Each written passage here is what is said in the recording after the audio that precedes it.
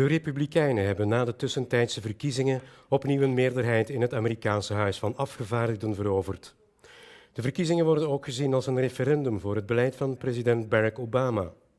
De Amerikaanse kiezer heeft duidelijk gemaakt dat ze de change die Obama beloofde nog niet gezien hebben. Een reactie van Howard Gutman, de VS-ambassadeur in België. First of all, I'm not here as a Democrat or Republican. I think it was a great day for democracy because people remain interested in politics. If you're a political junkie, there's no better job than being the U.S. ambassador in Belgium. Politics are everywhere. What happened last night, I think, is really two things. One, we continue to have 9.5% unemployment. That was an inherited economic crisis, but people don't care if it's inherited or not. They want you to continue to work hard to fix that unemployment. That's true in Belgium, that's true in Europe, that's true in the United States, and all administrations are working on that. The second thing that happened is incumbent parties in my country almost always lose double-digit seats in the House at the midterms. In 14 of the last 16 elections, the incumbent party lost double-digit seats.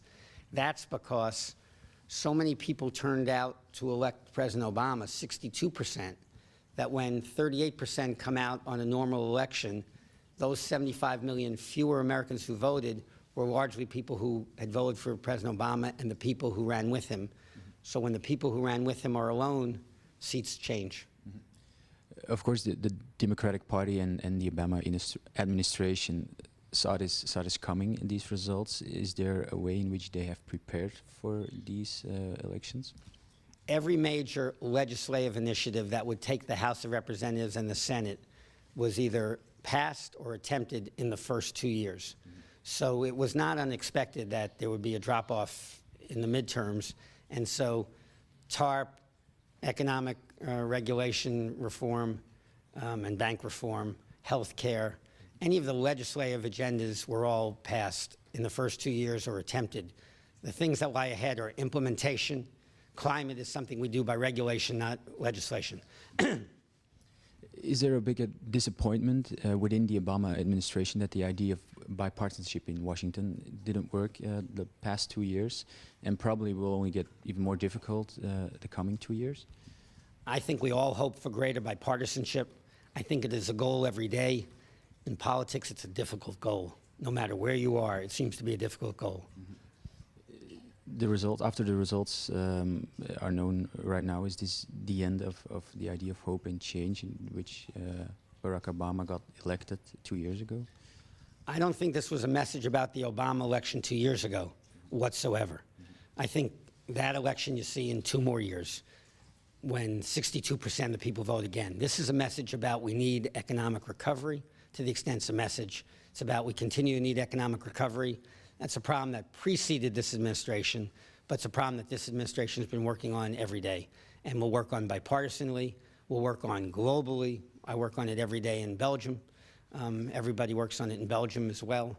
So it's a problem we face as a planet, and it's a challenge we're meeting as a planet. With a Democratic White House, a Democratic Senate, but a Republican House of Representatives, do you not fear that there's going to be a period of paralysis in Washington in which nothing is really going to happen in the coming 2 years? I don't see any change for what was planned in the next 2 years because the legislative agenda was done. We've got to continue to work on fundamental security, on the terror issue that's been in our face for the last few weeks and yesterday a great deal. We've got to work on finishing Afghanistan in the transition to the Afghanis and training Afghanis. We've got to work on the transatlantic partnership every day that we do. In fact, with elections past us, this frees us further in foreign policy. It's going to be a summit with President Van Rompuy. There's the trip now to Japan and to India. So I think foreign policy will just get a further boost. It won't be paralyzed whatsoever. To conclude, some Republicans have already told that the next 2 years will do anything to block Obama's initiatives and to get a Republican elected to the White House in 2 years. Do you think that the campaign for that race started today? I think the campaign for every year starts every day, which is every party tries to do its best to govern. Right now, we're focused on governing.